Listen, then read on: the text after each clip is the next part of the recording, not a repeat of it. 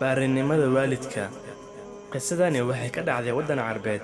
Maalin maalmaha ka mid ah ayaa waxaa xanuunsaday hooyo, kadibna waxaa la geeyay isbitaal si loogu daaweeyo.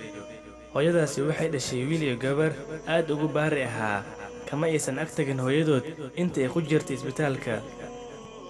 Wiilku waxa uu wataa kitaab Qur'aan ah, waxa uuna ku dul akhrinayaa hooyadiis. Gabadhuna dharka ayay ka beddelaysaa hooyadeed. Hooyaduna waxay ku jirtaa koomo. Qisadani waxaa ka sheekeeyay dhakhtarkii daaweynaya hooyada. Wuxuu yidhi,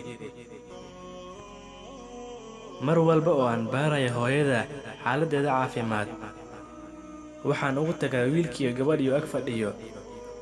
Dhakhtarkii ayaa gabadhii ku yidhi, hooyadiin waxay ku jirtaa koomo, mana oga cidda ag joogto. Ma hawlihiina kale iska raacataan. Gabadhii ayaa waxay tidhi, miyaynay kugu filnayn inay tahay hooyadeen?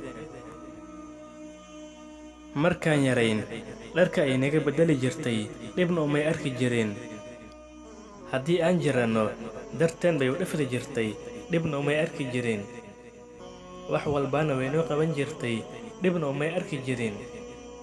Annagana wax walba haddaan u qabanno, ma gudi karno abaalkeeda. Iska dhaaf inaan gudnee, hal mar oo ay ka naxday inaan ka dhacno, abaalkeeda ma gudi karno. Sidaas ayay ula joogaan hooyadood ilaa ay ka caafimaado. Ilaahay mahadii. Wiilkii iyo gabadhiina Ilaahay wuu u nimceeyey. Dhakhtarkii ayaa wuxuu yidhi, wiilkaas iyo gabadhaasi waxaan ka bartay cashir aanan lagu baranin jaamacadaha waaweyn ee caalamka.